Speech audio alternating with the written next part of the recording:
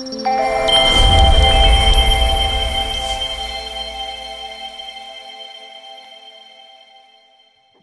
right, so we are back to another series in our overall justice series of our Peacemaker podcast.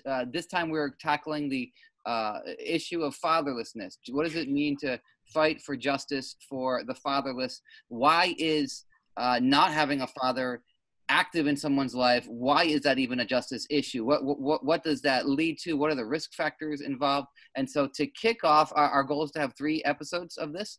And to kick it off, the first episode, we've got Andre Flax with us. Andre is from, do you consider it Central Jersey or North Jersey? Yeah, Central New Jersey. Yeah, Central. We're South Central, I guess, and you're Northern Central. Right. Andre was roommates in college with Brian Croak, who is a counselor in Brick that we recommend people to. We send people to in our church, and we built a relationship with him. And I asked him as a counselor if he'd be able to be on this, and he said, "I'm not your guy, but I got somebody who would be your guy." And so he connected us with Andre. So without any other information about Andre, I'll let him do his own story. But Tom, as always, is going to do the facilitating. And so, Tom, you take it away, brother. All right. Thank you, Chris. And thank you so much, Andre, for agreeing to join us for what I think is a very important talk, a very important justice issue. And we're going to talk about justice for the fatherless tonight. And we're going to get to Andre and his story in just 1 minute, but I'm going to share the screen here with you, and we are going to go take a look. Our topic for this week is justice for the fatherless, and just want to bring up a quote that stresses the importance of this issue in our society. And this was a speech given to a crowd on Father's Day in 2008 in Chicago by a very prominent figure. And he said, "We know the statistics that children who grow up without a father are 5 times more likely to live in poverty and commit crimes. Sorry, I have to move this. 9 times more likely to drop out of schools and 20 times more likely to end up in prison. They're more likely to have behavioral problems or run away from home or become teenage parents themselves. And the foundations of our community are weaker because of it," which I thought was a very important statement to make. And some people think that this is a topic that only certain people or certain sides of the aisle care about. But this was a speech given by the famous right-wing theologian, Barack Obama in 2008 in Chicago. And he was recognizing the importance of father absence in our communities. And I think it's important for us to recognize it as well. So as we get ready to talk about justice for the fatherless, I have that verb up from Proverbs there about starting our children off right. And I want to get into a personal story about experiences with this, and that's why we have Andre with us today. So I'm going to stop sharing, and then with that, I am going to turn it over to Andre to introduce himself and tell us a bit about his story. Thanks, Tom. So my name is Andre Flax. I'm currently living in East Brunswick, resident of East Brunswick. Been here about 23 years now. Married, have 3 children of my own, 23, 19, and 16. I landed in East Brunswick because I went to Rutgers University. Grew up in the inner city of Camden, New Jersey. I have 5 other brothers and 1 sister. Well, it's 2 sisters, 1 passed away. So I have 5 other brothers and 1 living sister. I guess to start off is, when you talk about my story, growing up in the inner city parts of Camden in the projects. My father left my mother when I was probably around 5 years old, 5 or 6 years old. So growing up, my early recollection of my father was limited. I remember one time we went to the park, and then the next time I saw my father before he was murdered was I was a junior in high school. I happened to be on a lunch break and at Camden High School, and I happened to see him walking down the road. Wow. And I yelled out, "Hey, Dad!" And he turned around and waved, and he kept on going. So And you hadn't seen him since you were a kid? since I was a kid, Holy crap.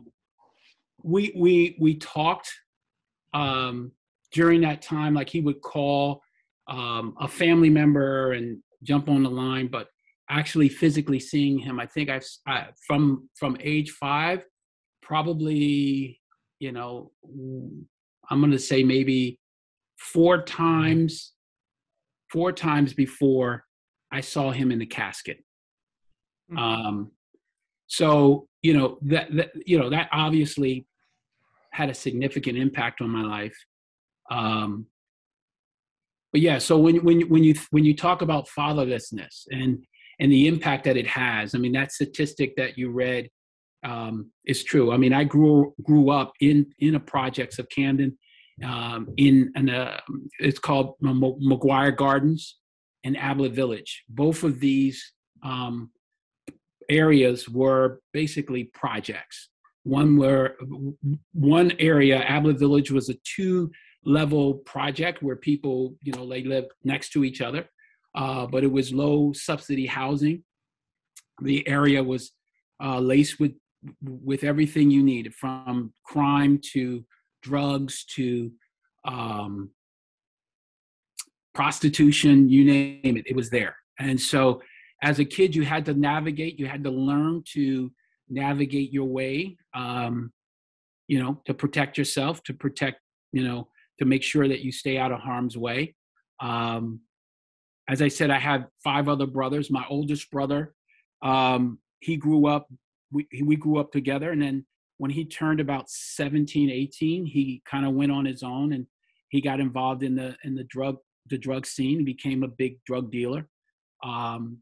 He grew his business such that he wound up moving to North Philly, because we would travel back between Camden and North Philly because we had not real family, but my grandmother had relationships with a man that lived in Philly. So, we would travel on and off to Philadelphia as a way to, keep us out of trouble from Camden. He would take us on the weekends there.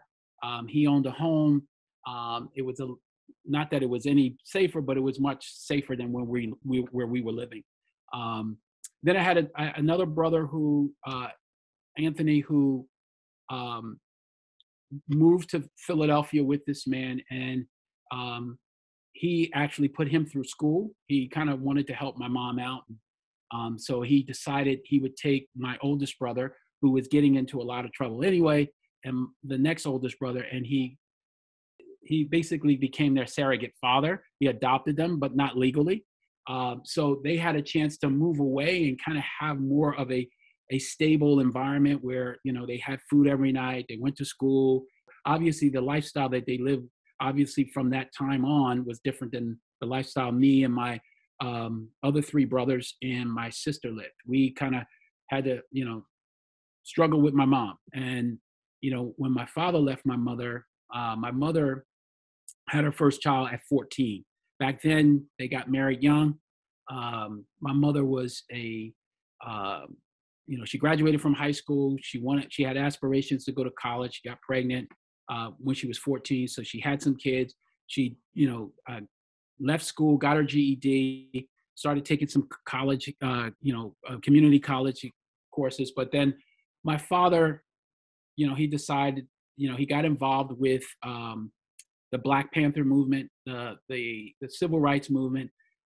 He was a tool and die maker, very smart man, before the drugs and, that whole scene took over. And as a result of him, getting with this Black movement, he started getting high, started drinking. That's when the abuse started beating up my mother, and, it just got bad. We would come home and, they'd be fighting all the time. And, so it was hard. And finally, I remember, I was probably around 4, I think 4. One night he just, he was wailing on my mom, and my two older brothers happened to be home that had come home that weekend, and we all just jumped on him, and we just, beat on him until he got off my mother. And that was the last we all saw him. That was, Wow. I guess I was 4 or 5, but that was the last time I saw him,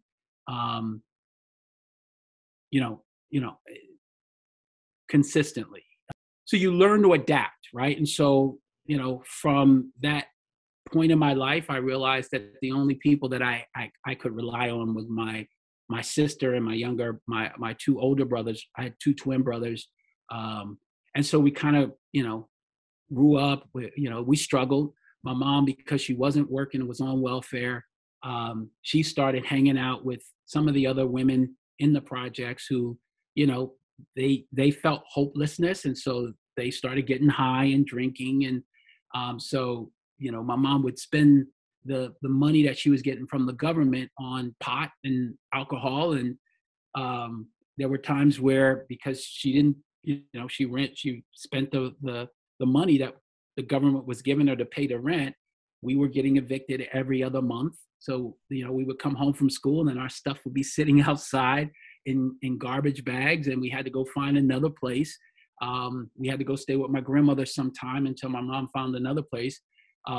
Or she could get caught up in the rent. She would call family members to help her pay off the rent. And so she wind up owing family members money, but we would get the place back again. But then we would go into the place and there was no electricity because she didn't have any money. So we would sleep in the dark. We didn't have food, and we didn't have mattresses. We slept on clothes. So it was really rough. Growing up was tough. You have to find ways to either stay away from the invitation to a life that is crime infested, drug infested. And that wasn't easy. But for me, for whatever reason, I had my younger sister and my younger brother, and I felt that I was responsible for them. So at the age of 14, I got my first job. I was cleaning the street.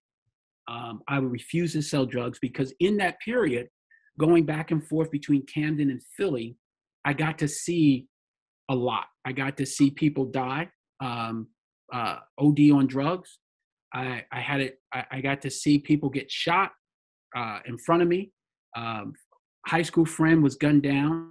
He was selling drugs, and one of the rival drug dealing group didn't like that he was selling on one of their stoops. It was a Saturday morning. We had agreed to go play basketball. About 15 minutes before I got there, a car drove by and gunned him down. Holy cow! Yeah. So. And you were how old at this point? I was probably about 14 or 15. Wow. So And you were how close to him? I'm sorry. I was about maybe. He lived on one side of the street and I lived on the other. So maybe about, I would say 10-minute, 15-minute distance between us. When you said 10, 15 minutes, you mean yards? That's what I meant. Yards. Like it was not far. Yeah. It was like, Yeah. Wow. Yeah, so, wow. Yeah. So, that happened, and that kind of, changed my perspective about life. I thought, wow, I could have been dead, so, yeah. At that point I started to think maybe I should, start going to church. Right. Mm-hmm. So, because my mother, my family, my mom's side, they grew up in the church, in the Baptist and the Methodist churches. So we knew about God. We weren't consistent at it, but we knew, right? My grandmother, my great grandfather was a Baptist preacher, one of the first Black Baptist preachers in Camden, New Jersey. Wow. So we knew about God, but when you're struggling, you don't think about it until something like that happens. And I said, you know what? Maybe I should start going to church because that could be me, and I want to go to heaven. And then that was my concept of that back then. So, and what I would do is I would ask my grandmother's sister if I could come, on the weekends to spend time over at her house, which was outside of Camden, was in Gloucester County in Blackwood, New Jersey.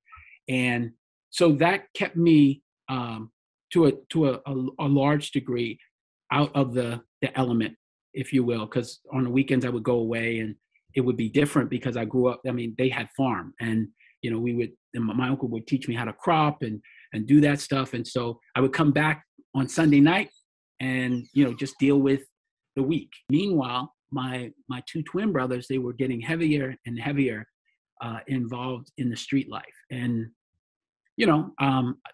because I was doing everything I could to avoid getting involved. I ran into a lot of trouble. Like, people would test me, they would thought I was, a punk. And so, you had to fight. So I started taking karate. I got really good at it. So, that kind of kept me, away from some of the trouble. But then it got really bad. And so I knew I had to get more protection. So I joined a gang. The gang wasn't really a really bad gang, but it was a gang. We did some fighting. We stole stuff. And I remember one day, we decided to rob this toy factory in Camden. It was probably the only toy factory in Camden, of the main road. I think it was called, was it Ablett Village Road? But it was one of the only factories there. And so one night we decided we're gonna rob this place, and it was a toy factory. We knew we could get the toys and we could sell them, and we'd take the money and we'd be able to buy food. So I did.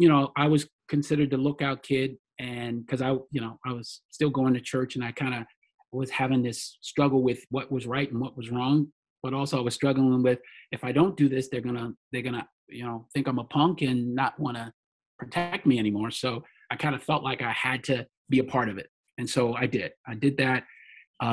We robbed this place, and, I got my portion of the bounty. And as I was walking home, the guilt just overshadowed me. I wind up, as I was walking, giving the stuff away to people. And I'd come home that night, and I told my mom, and she's like, "Well, where's the stuff that you got?" I said, "Oh, I just gave it away."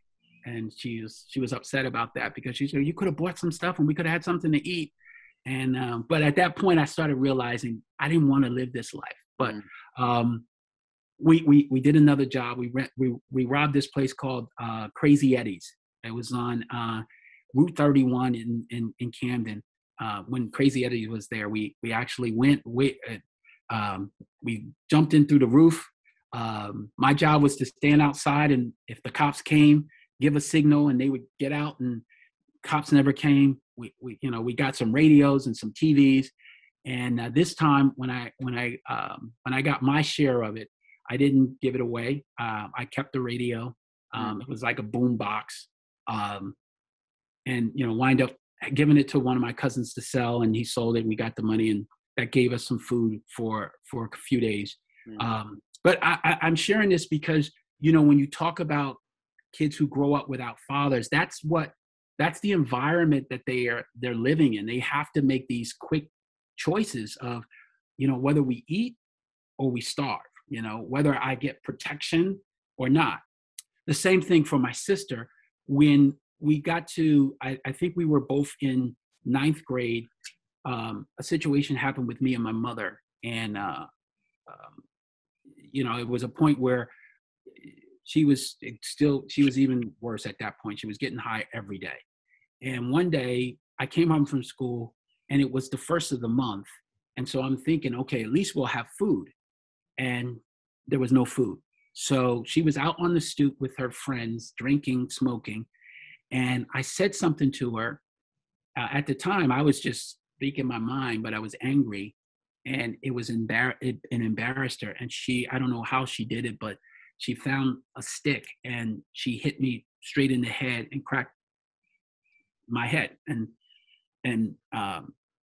blood was all over, and wow. She didn't even do anything. She just left me there. And, I was hysterically crying. And I said, I'm leaving. And I decided to walk at that point to the other side of town, which was called McGuire Projects, which is on the east side of Camden. It took me about an hour and 45 minutes from where I lived to get to my grandmother's. But I remember the day I just said, I'm done. I went to my grandmother's, and by the time I got there, I had blood all over my head, on my shirt. My grandmother just freaked out. She's like, "What happened to you?" And I told her, and she said, "You're not going back. You're gonna stay here." She called DIFUS on my mother, and at that point, she told my mother that she was gonna let me stay with her and my older sister and my younger brother, but my mother said that she wanted to keep my youngest brother with her. And so that's what happened. My sister and I moved with my grandmother. When I got there, it was a little bit different. I had to, again, learn that project, learn who was good and who wasn't. But, ran into some trouble there. But by that time, I started to realize that I wanted a different lifestyle. I didn't want to be in the gangs. I didn't want to sell drugs. So when I got to high school, I tried to involve myself in programs. I got involved in writing. And so writing was my outlet. I started writing songs, writing poetry first. And as a result of writing a book of poetry, I entered a contest, and the contest was, if you are selected, you would go to a program called Upward Bound. And Upward Bound was a program that kind of took inner city kids who had some talent to do better. Something. For me, it was writing. Some others, they were speech givers, and some people were good at math. But anyway, you went away for the summer to Camden County College in Blackwood, New Jersey. So every day, you jump on a bus from high school, they take you there, and you learn. You sit in classes and you learn things. And so I was doing this writing. I was in a writing class. By that time, I think I was about close to 17. My twin brother, my oldest twin brother, Matt, the one that was selling drugs, he got held up. And when he got held up, they beat him up so bad. I mean, really bad. He was in the hospital, and while he was in the hospital, he met at Cooper Hospital. A church group was doing church ministry in the hospital, and they would go see him every day. And so they would pray with him. And at that time, I was still doing my own thing. But anyway, long story short, he got saved. He gave his life to Christ. Said he was going to stop selling drugs. Started going to this church. Met one of the young ladies that were in the hospital ministry. They got together. And so I was still kind of on the fringes with the whole church thing. I was still with my cousins who were in the gang. Wasn't doing too much bad stuff, but I wasn't a good kid. We would get in our fights. We would do our thing, do some stealing. And then one night, it was a Thursday night. It was a Wednesday night. He was going to a Wednesday night service. And he was going a while. And I would ask him, "Hey, where you going?" "I'm going to church." I said, "You can I come with you?" He would always say no. But this happened to be one night. It was a Wednesday night. They were having a revival. He said, "If you want to go, I'm going to be leaving in a half an hour. Go get dressed." So, I didn't have that much. So I just went upstairs and threw something on and, went out to the church with him. And it was at that church that, I gave my life to Christ. And so that was a change for me. So still living in the projects, gave my life to the Lord. I started going to church. They gave me a new name. They called me Preacher Boy. And, but it, again, because I was, I left, I told my cousins who were running the gang, I'm like, "Look, I'm going to go to church now. And I'm not going to hang out with you guys anymore." And they said, "That's cool. That's where I got my name." They said, "You want to be a preacher boy? Go ahead, be a preacher boy." And so that kept me, my cousins protected me in the project. So I really didn't get any, trouble. But I still had to navigate. It's always going to be something that happens in the hood, and you just need to be aware. Right. So, when I think about all of that, and you talk about justice for the fatherless, most people they have no idea, not only the emotional, but the psychological impact that not having role models early in your life, what it could do. And so when you see, the number of men, Black teens, Black females wind up in the prison system, is it by choice? Yeah, because we're all at choice,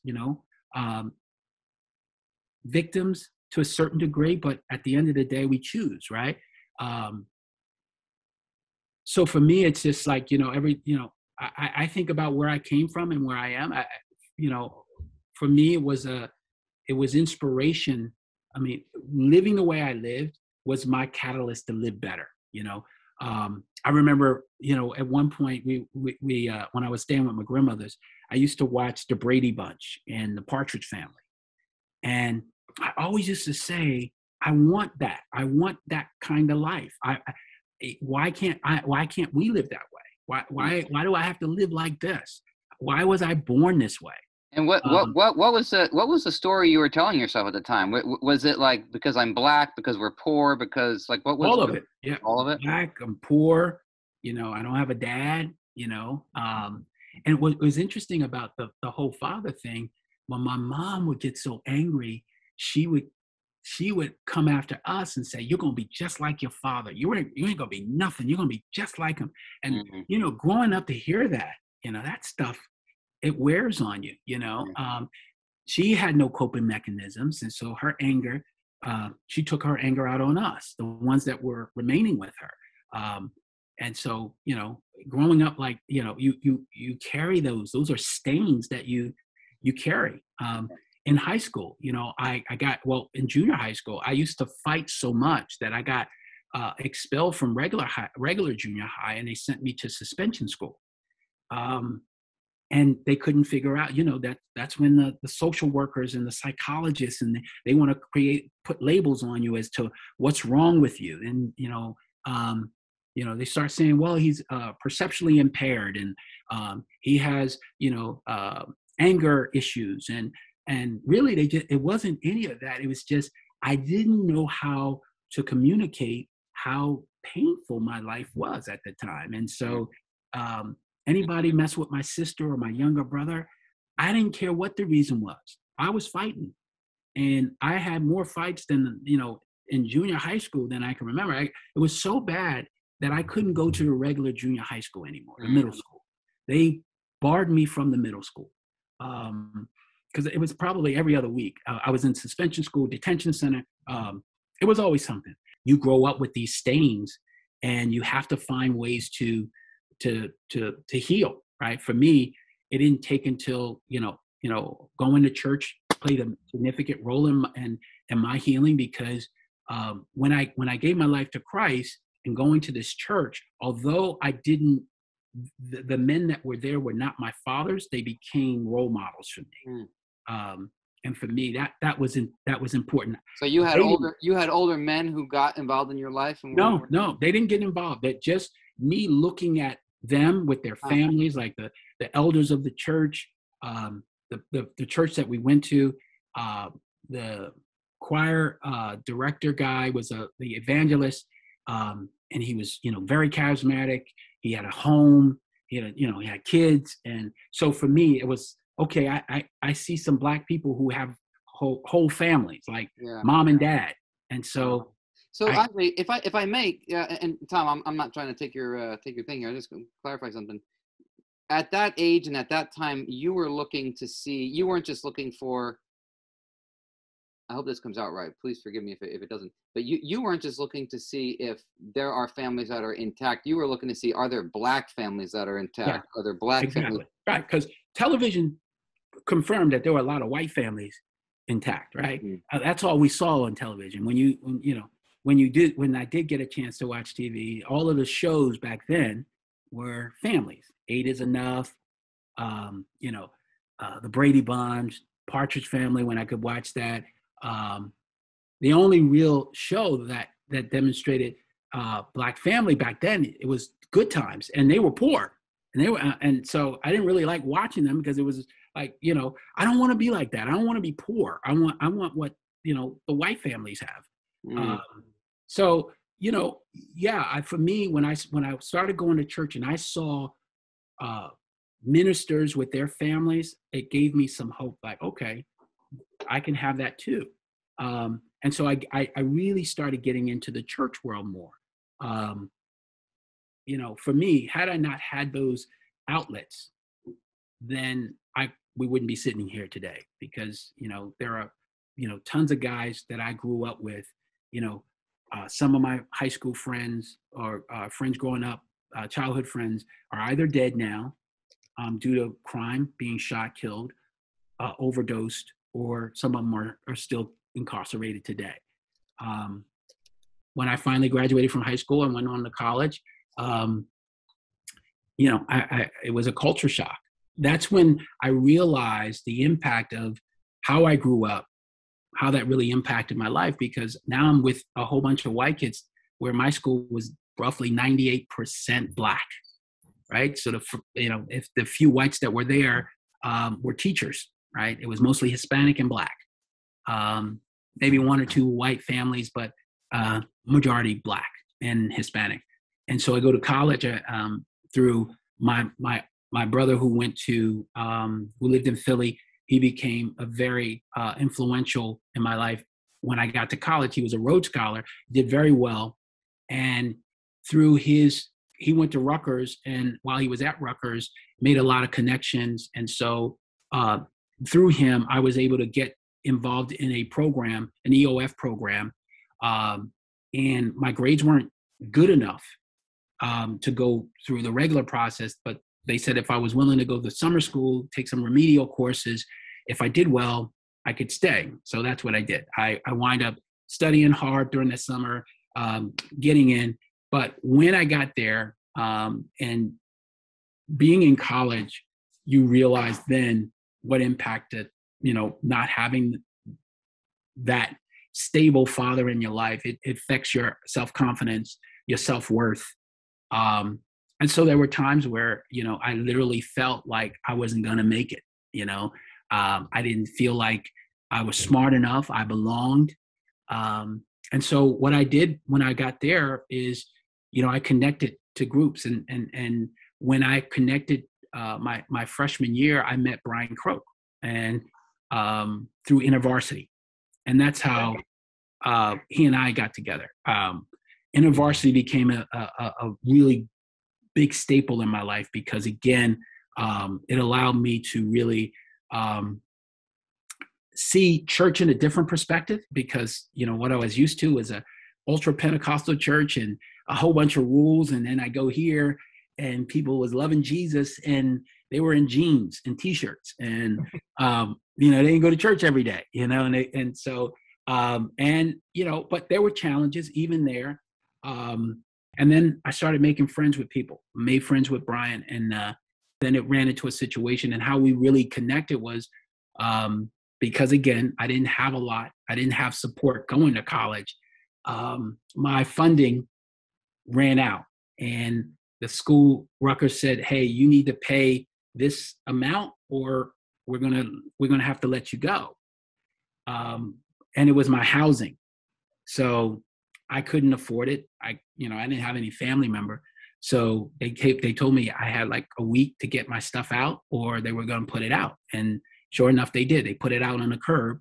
And I was working at the time, bussing tables. I come back to the dorm and all my stuff is sitting, in a box and in the garbage bag. So I just grabbed the garbage bag, put it on my back, and I jump on a campus bus and I take the bus to downtown New Brunswick, George Street. And I'm walking around aimlessly, and I happen to go up George Street. And as I'm walking up the street, Brian Croak is standing outside of the window, and he notices me and he says, hey, where you going? And I'm like, I don't know. I don't have any place to stay. I just lost my housing. And he says, well, I don't have enough room, but you can sleep on the couch. And wow, that's awesome. That's how we came. Took you in, huh? Yeah, he took me in. And at that time he had 4, maybe 5 other roommates. So and a cat. And and a cat. And Midnight was the cat's name. I appreciate you going through the struggles you went through, be it poverty, living in an environment with crime, housing insecurity, difficulties getting through school, all of these things that we've seen associated with growing up in single parent homes, particularly, fatherlessness and how it affected you directly. If you wouldn't mind, I'd like to take this opportunity just to go through some info for those people watching about how your story is reflected in people pretty much across the country, just showing them how that kind of plays out, at least as the facts show us. So if you wouldn't mind me just taking a couple of minutes Sure. to go through some information that might help other people understand how your story is symbolic of what many people go through in similar situations. So if you don't mind, I'm just going to share my screen again as we did before, and just going to go through some things here. So we're just talking about how your story relates to other people's, story, people who grow up in fatherless homes, and just to get an idea on how big the problem actually is. We're looking at about 1 in 4 kids these days who live without a biological step or adoptive father in the home, and that comes from the Census Bureau. So it is an all too common thing. And if you go strictly for biological fathers, almost a third of kids are living absent their biological father in our country these days. And this is a fairly American problem. We're actually way worse in regard to this than a lot of other countries. So we have almost a quarter of our kids living with either one parent and no other adults. And that is 3 times the average of countries around the world. So most other countries seem to have a better handle on keeping families, together and having fathers present in families. And by comparison, some other countries, 3% in China, 4% in Nigeria, 5% in India. That's the amount of kids who are living in single parent households, according to the Census Bureau. So this is really, by a factor of a couple, a big American problem. And it's been a growing problem in recent decades. Going back to 68, 85% of kids lived with 2 parents, and now it's down to 70. Children living with a mother only is now the second most common U.S. living arrangement, and that number has doubled since 1968, from 11% to about 21%. So in the couple of decades since then, it's really kicked up a few notch. And this little chart here kind of shows how the share of mother-only families and even father-only families, but single families in general, have really taken up a bigger percentage of the overall amount of kids in our country. And this is all Census Bureau data. And when we look at which groups are affected the most, as you were alluding to before, this unfortunately does affect the Black community the most. If you look back at 65, 24% of Black infants and 3.1% of white infants were born to single mothers. By 1990, so this is a couple decades ago, by 1990, that number had risen to 64% for Black infants and 18% for white infants. So it's going up across the board, but unfortunately, particularly affecting the Black community. So by 2020, living with 2 married parents was the most common living arrangement for all children of all race and origin groups, except for Black children, where fewer than 2/5 were living with 2 married parents. And the other ones were most likely to be living with their mothers. And just by comparison, Asian children were the most likely of any ethnic group to be living with 2 married parents.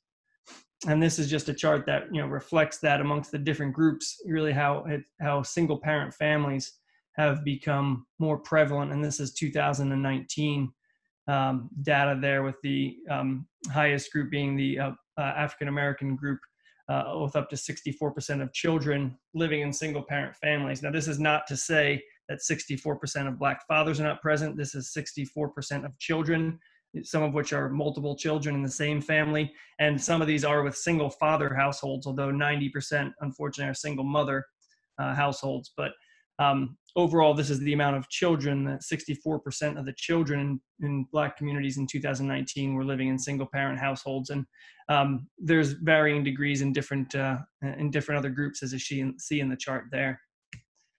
And basically why it matters. All right. And these are some things you touched on, risks of poverty, teen pregnancy, facing abuse and neglect. These are all higher in fatherless homes. right? Higher risks of infant mortalities of babies born into fatherless environments, higher risks of going to prison and suffering obesity, which we know is a huge problem in our country currently. And just to get a little more detail on that, fatherless kids have 4 times the rate of living in poverty as those in married families. And the chart on the side just shows year by year how the children living in mother-only homes have such a higher rate of living in poverty than married families. So this really affects, and poverty affects so many other things that, living in fatherless homes really puts you at a tremendous increased risk for that. And as you were talking about before, crime being such a factor in these communities, 70% of juveniles in state institutions are from fatherless homes. And since that's the majority, since fatherless kids are the minority, making up the majority means that there are 9 times the risk of the average person to be in juvenile facilities.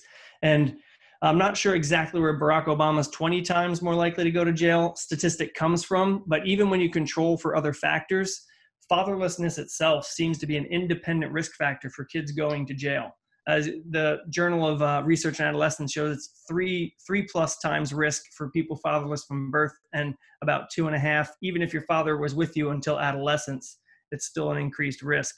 And the Department of Justice shows that when you correct for everything, be it race, income, parent education, all of that, fatherlessness puts you at least makes you twice as likely to spend time in prison.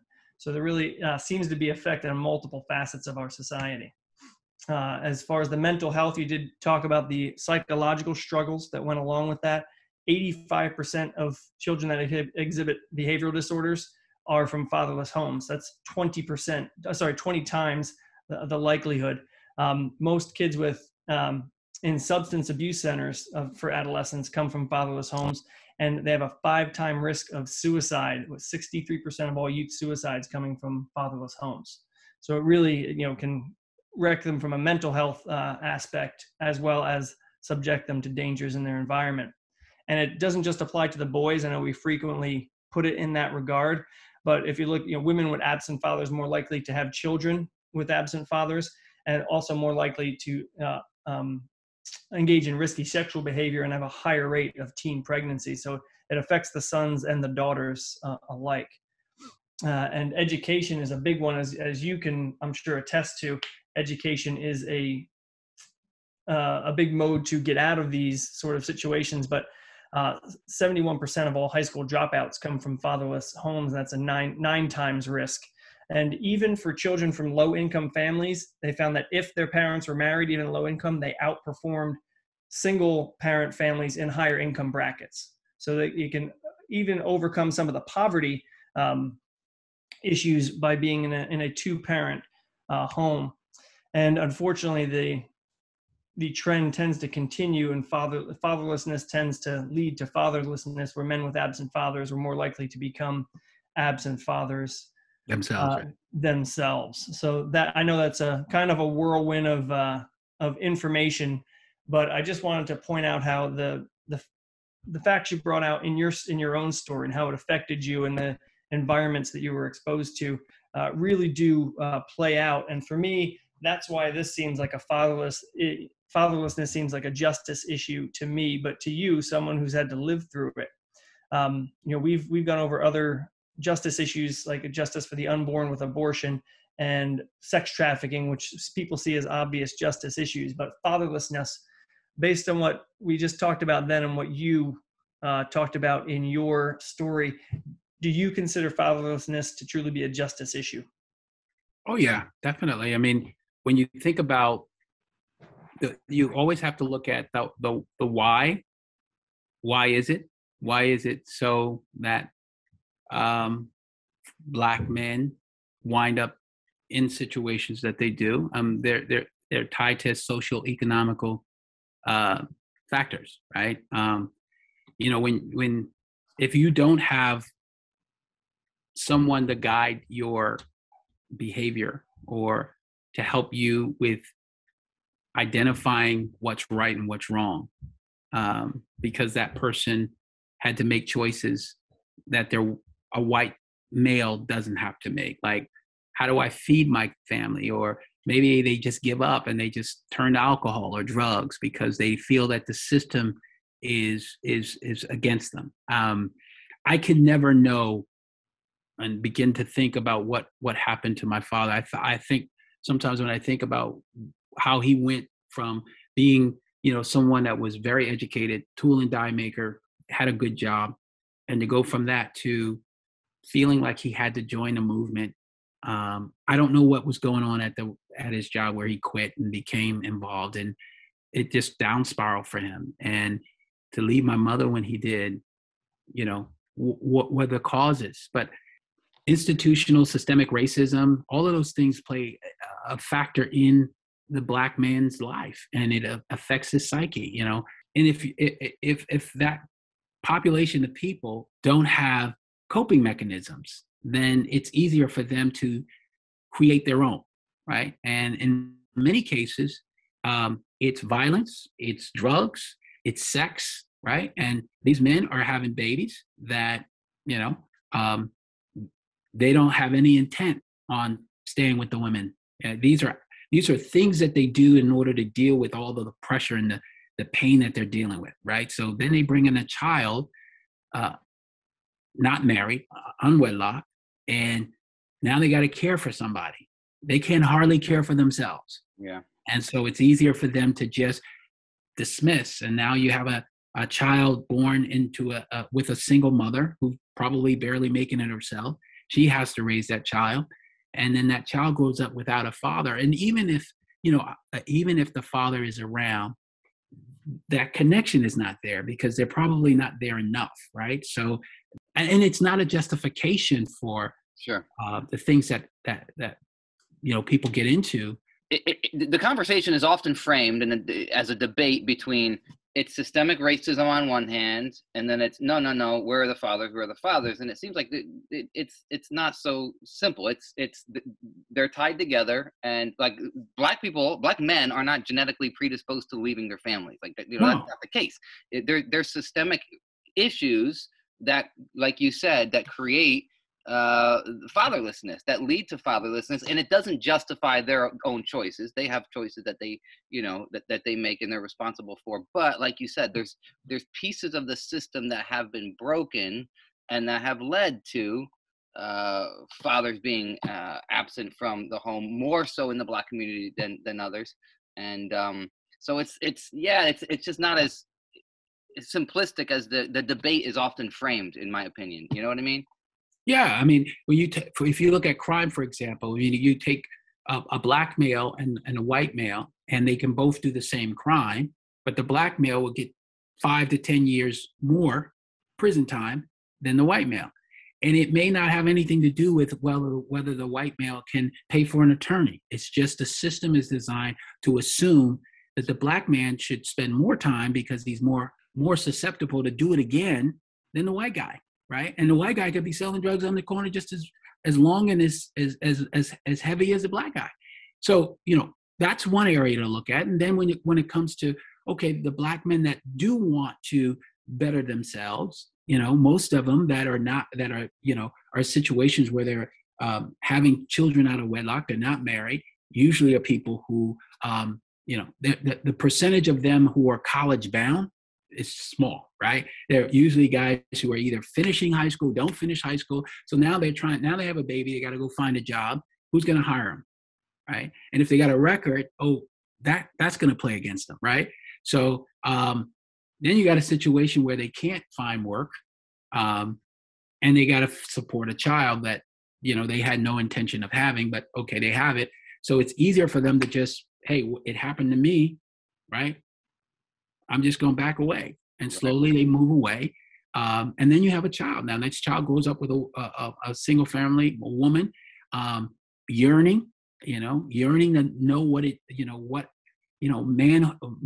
manhood is. And so they start looking for it. They either look for it in the street, right? They look for it. If they can't find it, they will find it somewhere. Someone will put their arms around them and say, follow me. I'll show you how to be a man.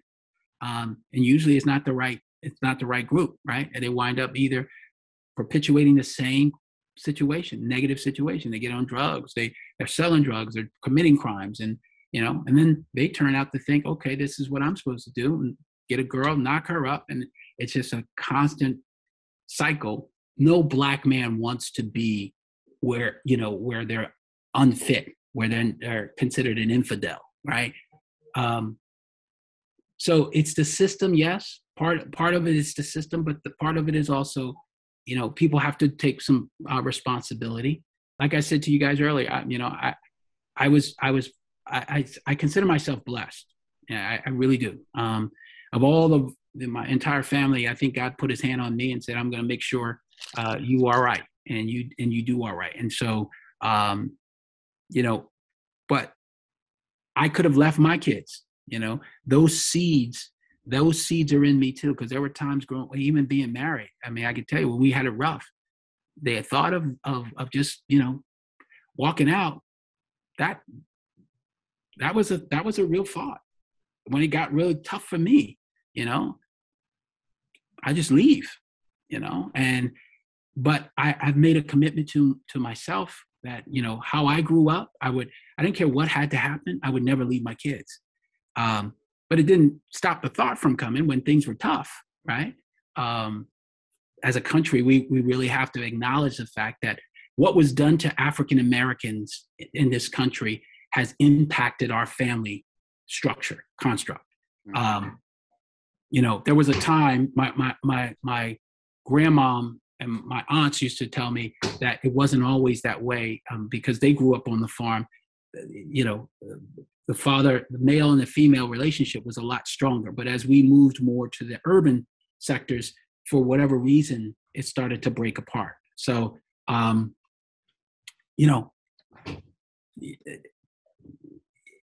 growing up, when they had each other. They were kind of trying to get through Jim Crow. They were trying to get through that era. So they stayed together because it was the struggle then. But when they finally got out of that, and they started moving north, or where, we started getting civil rights, there was other things that pressed down on us to cause men not to be able to get jobs, and the jobs that we did get, it kept us out of the home. So it was easier for men. If you got to work miles away, we take weeks to go to get a job, and you start drinking, you start hanging out, then you kind of get used to not being home. It's easier for you to kind of drift away. So there are a lot of different things. I'm just one guy. I can only tell you that, what I mean? And that's why, we're spending 3 weeks to kind of try to tackle this from different angles. So obviously, we don't expect you to try to comment on everything, but it's really helpful to get your story and your perspective on it all.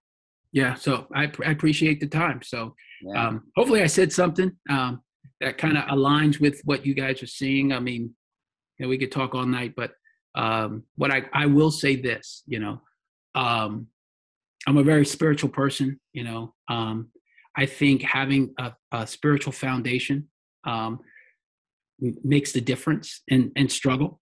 And so for me, I mean, I might have a little bit of colored lens because I just totally believe in Christ and salvation and the fact that, he's, if you ask and you seek and you knock, he opens doors. Doesn't mean it's going to be easy, but if you stay the course, if you put the seed in the ground, something's coming up, and you just got to make sure you sow the right kind of seeds. Doesn't mean it's going to be easy. From my farm days, there were some crops grow in the winter, right? So sometimes you got to freeze. You got to struggle a little bit, but eventually the crop will come up, and when it does, there's usually a harvest, and you could be proud of. Thank you for your perspective and your experience on all that. I appreciate the input, and honestly, the lens that you can provide to it is obviously different than ours. So I appreciate the time you spent with us. Chris, did you have anything else you wanted to? Tom, you opened us in prayer, so I'll close us. Does that sound good? Yeah. Good. God, I thank you for Andre. I thank you for his willingness to come on here to share his experience. God, I thank you that in his story, we heard about you being a redeemer. you reached down, you grabbed him, you blessed him, you opened his eyes to see Jesus for who he is, the Christ, the Son, the living God. And God, now he is living a life where it is just reflecting your redeeming power. It is reflecting your saving power, your healing power. As a father, as a man who is successful, as a man who is just able to look back on his experiences, and not, I didn't hear an ounce of bitterness, but just looking back and being able to share the hurts and the pain that he's been through, but also to celebrate the God who pulled him out of it. I just thank you for that. I pray that this podcast, this interview in particular, will bless people, and that people's eyes will open to see that not having a father in the home is a big deal. That when you talk in Scripture about fighting for orphans and widows and their distress, God, that's a picture of your people representing your kingdom and your perfect kingdom of justice and righteousness that is one day going to rule and reign on this earth in complete perfection. God, our church, the church, is called to bring hints and foretastes of that future kingdom now. And so, God, I pray that you would open people's eyes to want to do that, and then you would give us wisdom and action steps to know what that looks like to stand up for the fatherless. I pray this in your name. Amen. Amen. Amen.